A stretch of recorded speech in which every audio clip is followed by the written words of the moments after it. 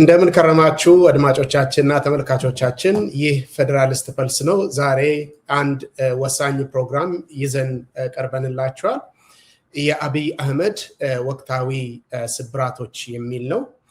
በዚህ ርዕስ ስር አብይ አህመድን የገጠመው ዋና የሚባሉ አገራዊ ስብራቶችና ከቀጠናው ጂኦፖለቲካ ጋር እንዴት ተያይዘው ስብራቱን ግልጽ እያወጡ እንዳሉና ይሄንን ስብራቶችን ደግሞ አብይ አህመድ ራሱ ለመደበቅ ብዙ እየደከመ ያለ እንዳለና በምን መልኩ ለመደበቅ እየሞከረ እንዳለ ከዚህ ጉዳዮች ላይ ነው የምንነጋገረው ዛሬ።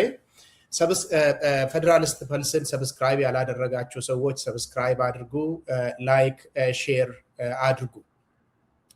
ነገር ግን የአብይ አህመድ ወቅታዊ ስብራቶች የሚባሉ ጉዳዮችን ሳናነሳ በፊት ባሳለፍነው ሳምንት አገሪቷን የሚመለከቱ ዋና ኩነቶችን እንመለከታለን። ሚዲያዎች በአገር ውስጥም በአገር ውጪም ትኩረት የሰጧቸውን ዋና ጉዳዮችን እናያለን። መጀመሪያ አራት ዋና ጉዳዮች አሉ የምንመለከታቸው። አንዱ የሱዳን መንግስት የወሰዳቸው እርምጃዎች ናቸው። እንደምታስታውሱት ባለፈው ሳምንት የሱዳን መንግስት በጀነራል አብዱል ፈታህ አልቡርሃን የሚመራው መንግስት ከባህር ዳር በተነሱ ድሮኖች የሱዳን ኤርፖርት እና በካርቱም አካባቢ ያሉ ቦታዎች ተደብድበዋል ብሎ ክስ አቅርበዋል። ይህንን ክስ ያቀረበው ደግሞ ለመንግስታቱ ድርጅትም በሚዲያም ወጥተው የተናገሩት ነው። ለዚህ ማስረጃም አቅርበዋል። ያንን ክስ ሲያቀርቡ ተመጣጣኝ ምላሽ እንሰጣለን ብለው ነበረ። ያንን ተመጣጣኝ ምላሽ እንሰጣለን ያሉትን ባሳለፍነው ሳምንት ራሱ አንድ አልኩርሙክ የሚባል በጣም ስትራቴጂካዊ ቦታ ተቆጣጥረዋል። የአርኤስኤፍን ኃይሎች አባረው ያንን ቦታ ተቆጣጥረው ነው ያሉት። የአርኤስኤፍን ጉዳይ ካነሳን አይቀር ይሄ ነገር አልኩርሙክ የሚባል የብሉ ናይል አውራጃ ውስጥ ነው የሚገኘው። በዚህ ሳምንት ደግሞ ተከታይ እርምጃዎችን በመውሰድ ሌላ በጣም ወሳኝ የሆነ ቦታ ተቆጣጥረው ነው ያሉት። ኮር የሚባል እዛው ብሉ ናይል ውስጥ ያለው ኮርን ሲቆጣጠሩ ሌላ ስትራቴጂካዊ ቦታ ነው። ያንን ቦታ ሲቆጣጠሩ በኢትዮጵያ ድንበር ውስጥ ያሉ ቦታዎችንም ደብድበዋል በአውሮፕላን እና ያ ድብደባ የተለያዩ ጉዳቶችን አስተናግዷል። በአብዛኛው የአርኤስኤፍ ሚሊተሪ ካምፖችን የተመለከተ ድብደባ ነው። ስለዚህ እነኚህ ለውጦች አሉ። በሱዳን በኩል እንግዲህ ኢትዮጵያ የማያገባት ጉዳይ ውስጥ አብይ ጎትቶ በማስገባት ኢትዮጵያ አሁን ከአልቡርሃን መንግስት ድብደባዎችን እያስተናገደች ነው። ይሄ ባሳለፍነው ሳምንት ዋና ርዕሰ ወሬ ሆኖ ከርሟል በሀገር ውስጥና ከሀገር ውጭ። ኮርን ግን የተቆጣጠሩት የአልቡርሃን ኃይሎች ኮር የሚባለውን ቦታ የተቆጣጠሩት ዛሬ ነው። ዛሬ ሜይ 16 ቅዳሜ ማለት ነው። ዛሬ ነው የተቆጣጠሩት። ይሄ አልጀዚራን ጨምሮ ትላልቅ የወሬ አውታሮች ይህንን እያወሩ ያለበት ሁኔታ ነው ያለው ዛሬ። በአጭር አገላለጽ ባለፈው ሳምንት በካርቱምና አንዳንድ አካባቢዎች ላይ የደረሰው ጉዳት ወደ ኢትዮጵያ ወታደራዊ ጥቃቶችን እያስከተለ ነው ማለት ነው። አንድ ይሄ ነው። ሁለተኛውና ሌላው ጉዳይ እና ዛሬ የወጣው ጉዳይ ኤርትራና ግብፅ ዛሬ ቅዳሜ ሜይ 16 ስምምነት ተፈራርመናል ብለዋል። ይሄንን በሚዲያ ጭምር አውጥተው ያሳዩት ጉዳይ ነው። ይሄ ከስክሪኑ እንደምትመለከቱት በዛሬ ቅዳሜ ሜይ 16 በሶስት ዋና ጉዳዮች ላይ ተፈራርመናል ብለዋል። እነሱ የተናገሩትንና ትርጉሙን ለይቼ ነው የምናገረው እዚህ ላይ። በምንድን ነው ተስማምተን ተፈራርመናል ያሉት? መጀመሪያ እነሱ በመግለጫ ያወጡትን ነው ከስክሪን እንደምትመለከቱት። በቀይ ባህር ንግድ ትራንስፖርት የሁለቱ ሀገራት ወደቦችን ማገናኘትና በሎጂስቲክ ግንኙነት ማሳለጥ ላይ ተስማምተናል ይላል። ይሄ አንድ ነው። ሁለተኛው የቀይ ባህር ግንኙነትን የተመለከተ ነው። ልብ አድርጉ፣ ሁሉም ነገር ቀይ ባህር ላይ ነው የሚመረኮዘው እና በዚህ ጉዳይ ላይ የግብፅ ውጭ ጉዳይ ሚኒስትር የተናገረው ነገር አለ። የቀይ ባህር ግንኙነት መጠበቅ፣ ደህንነቱን መጠበቅ የቀይ ባህር ዳርቻ ያላቸው አገሮች ኃላፊነት ብቻ ነው ብሎ ነው የተናገረው። ይሄ ማለት እንደ ኢትዮጵያ ያሉ የቀይ ባህር ጉዳይ ያገባናል ማለት የጀመሩ አገሮች አያገባቸውም የሚል ነው። ይሄንን እንግዲህ በድጋሚ ነው ይዘው የመጡት። ከዚህ በፊት ታስታውሳላችሁ አልሲሲ የባህሩ ድንበር የሌላቸው ማናቸውም አገሮች እንከላከላለን፣ እዚህም መድረስ አይችሉም የሚል ነገር ተናግሮ ነበረ። ይሄ ለሱ ተጨማሪ መሆኑ ነው ይሄ የግብፅ ውጭ ጉዳይ ሚኒስትር የተናገረው።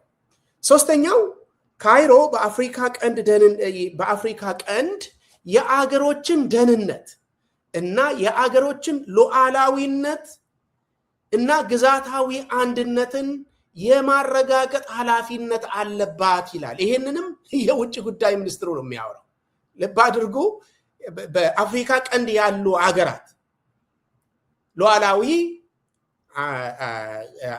ሉዓላዊ ግዛታቸውን ይሄ ቴሪቶሪያል ኢንቴግሪቲ የግዛት አንድነታቸውን እና ደህንነታቸውን የማረጋገጥ ኃላፊነት አለባት ካይሮ ነው የሚለው።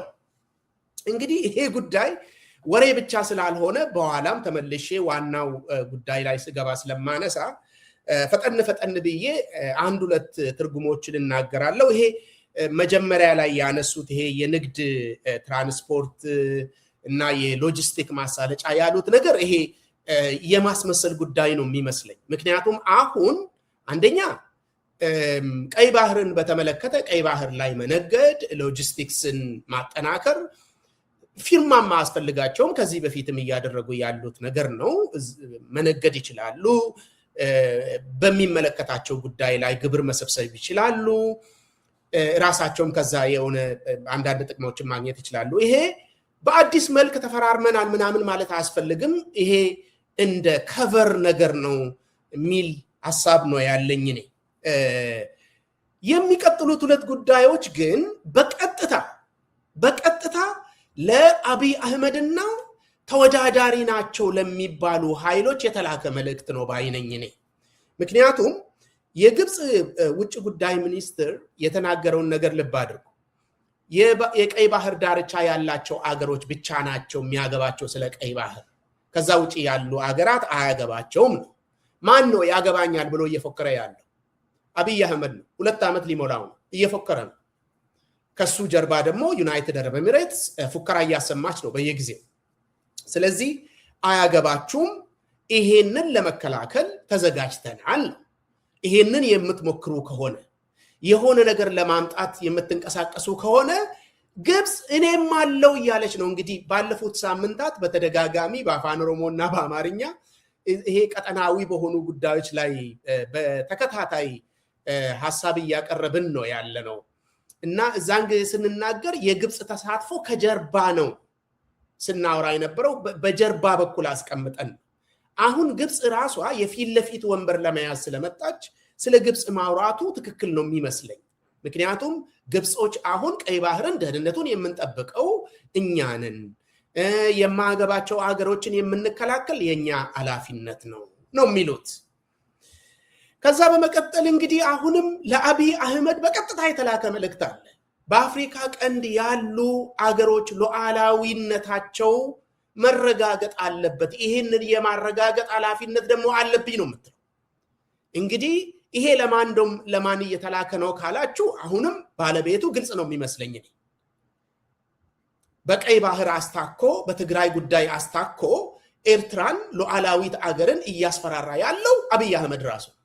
ይሄንን እንደምታስታውሱት ባለፈው ሳምንት የአሜሪካ መንግስትም ሉዓላዊ የሆኑ መንግስታትን ማስፈራራት አላግባብ ነው ብሎ መልእክት ለአብይ አህመድ እንደላከና ሰው ላክና የምናደርግልህ ነገር አለ በዛው ማስጠንቀቂያውን ትቀበላለህ ብለው እስከ ዋሽንግተን ዲሲ ድረስ የሱ የውጭ ጉዳይ ሚኒስትር ተቀጣሪ የሆነው ጌዲዮን ጢሞቴዎስ ልኮ ስምምነት ፈርመው ነበር። ስለዚህ ጉዳይም ባለፈው ሳምንት አውርተናል።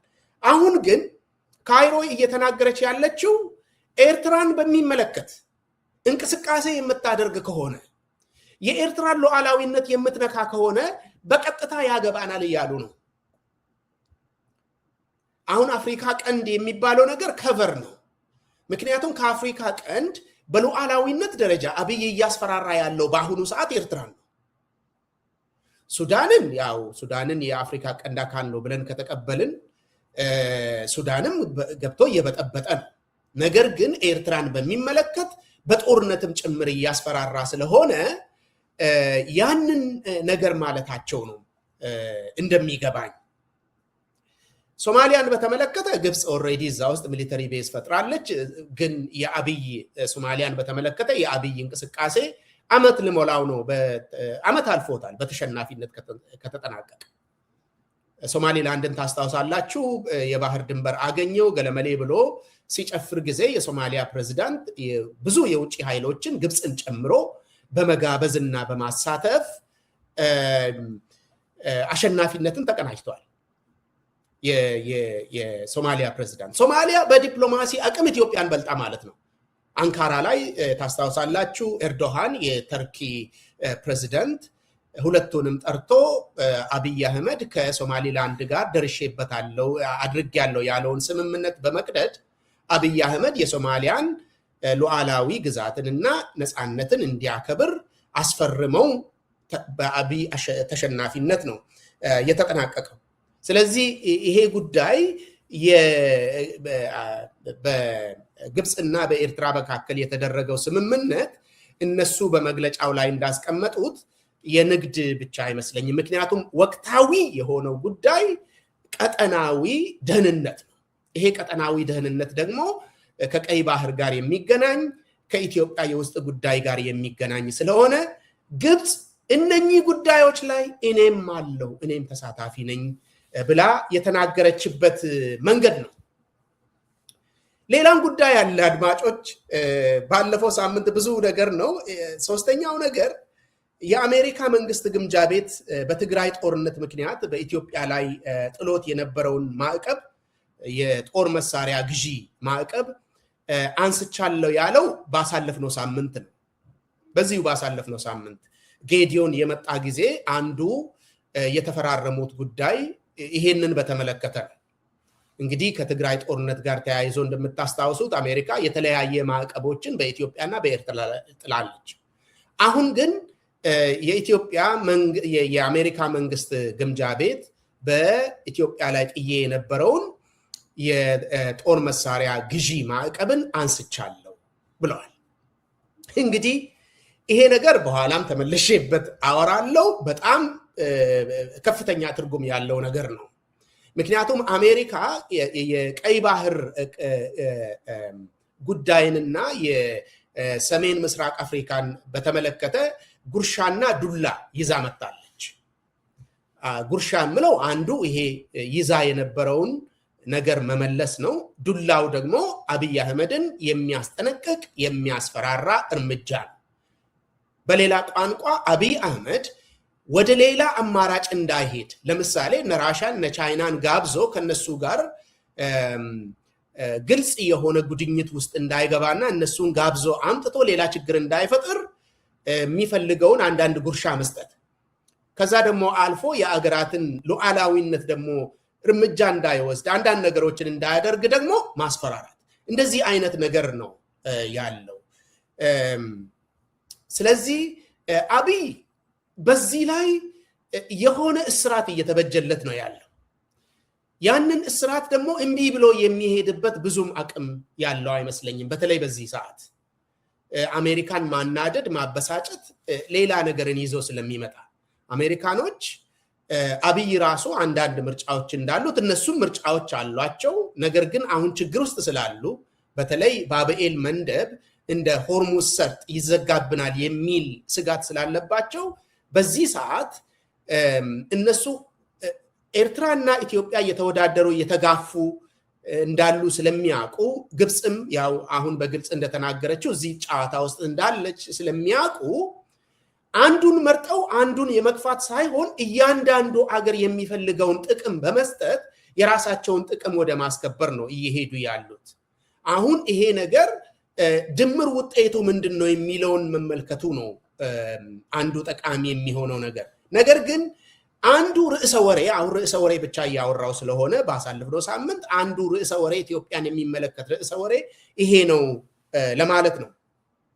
ወደ ሀገር ውስጥ ስንመለስ ትግራይን በሚመለከት አዲሱ የትግራይ ፕሬዝዳንት መግለጫ አውጥቶ ነበር ባሳለፍነው ሳምንት። መግለጫው ላይ ፍንፍኔ የሚገኘው የኢትዮጵያ አገዛዝ አኩርፎን ስላለ እኛ መደራደር ብንፈልግም ከኛ ጋር መደራደር ቀርቶ መነጋገርም አልፈለገም ብሎ መግለጫ አውጥቷል ደብረጽዮን ገብረ ሚካኤል። እንግዲህ ትግራይ አብይ አህመድ ሾም ያለው ያለውን የሌተና ጀነራል ታደሰ ወረደን ጊዜያዊ መንግስትን አባሮ በህዋት የሚመራ አዲስ መንግስት ያሳለፍነው ማክሰኞ ሜይ 5 ላይ ማቋቋሙ የሚታወቅ ነገር ነው። ይሄንን በተመለከተ አብይ አህመድ ምንም አይነት እርምጃ ማለት ተጨባጭ የሆነ እርምጃ መውሰድ አልቻለም።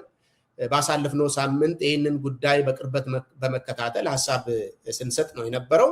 አብይ አህመድ ያደረገው አንደኛ ወታደርን መጨመር ነው። በትግራይ ድንበር ላይ በደቡባዊና በምዕራብ በኩል የወታደራዊ ኃይሉን ማጠናከር ነው።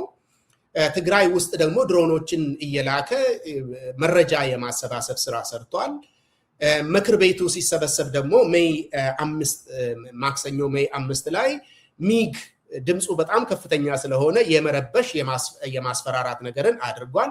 ከዛ በተረፈ በሚዲያ በኩል ይሄ እፈጃቸዋለሁ ቶሎ ብላችሁ ተበተኑ የሚል ማስጠንቀቂያ በቀጠራቸው ሚዲያዎች በኩል ደግሞ ልኳል። ከዛ በተረፈ እንደ 2020 ጊዜ ተጨባጭ የሆነ ወደ ጦርነት የሚያመራ እርምጃ እስካሁን ድረስ አልወሰደም። በቀጥታ ማለቴ ነው። በቀጥታ እርምጃ ወስደዋል እንደነገርኳችሁ። ነገር ግን በቀጥታ ሄዶ ትግራይን መንካት አልቻለም እስካሁን ድረስ። ነገር ግን የትግራይ ፕሬዝዳንት ይሄንን ተናግሯል። ይሄም በጣም አስፈላጊ ስለሆነ እንድንመለከተው ነው እንደ ርዕሰ ወሬ። ሌላው አምስተኛ ለዛሬ የመረጥናቸው ሌላ አምስተኛ ወሬ አለ። ያሳለፍነው ሜይ 14 ላይ ጽምዶ ወይ ደግሞ የተለያዩ የሰሜን ምስራቅና የአፍሪካ ቀንድ አካባቢ ታጣቂ ኃይሎችና መንግስታት ፖርት ሱዳን ላይ አዲስ ስብሰባ አካሄደናል ብለው በቪዲዮ ወሬ ለቀዋል። እዚህ ጽምዶ የሚባለው እንግዲህ በመሪነት ያቋቋሙት የትግራይ ፖለቲከኞችና የኤርትራ መንግስት ነው። እዛ ላይ የሱዳን መንግስት መጨመሩ የሚታወቅ ነገር ነው።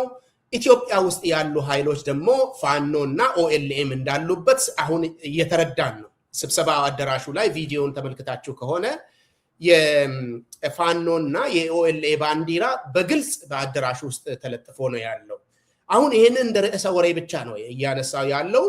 ለማንኛውም በዚህ ባሳለፍነው ሳምንት እነኚህ ኃይሎች ሁለተኛ ስብሰባ አድርገናል ብለው ወሬ ለቀዋል። እንግዲህ ይሄንን አስፈላጊ የሚያደርገው ምንድነው? አንደኛ በሰሜን ምስራቅ አፍሪካ በአፍሪካ ቀንድ አካባቢ ያሉ መንግስታት እና ታጣቂ ኃይሎች አብይ አህመድን በጉልበት ከስልጣን እናወርዳለን የሚሉ ኃይሎችን የሚያሰባስብ ስለሆነ ነው ይሄንን እያነሳው ያለውት። እና እነኚህን ርዕሰ ወሬዎች እስኪ እንደ ባክግራውንድ ይዘን ወደ አብይ አህመድ ስብራቶች እንሂድ። ከሙዚቃ ሽግግር በኋላ ወደ አብይ አህመድ ስብራቶች እንሂድ።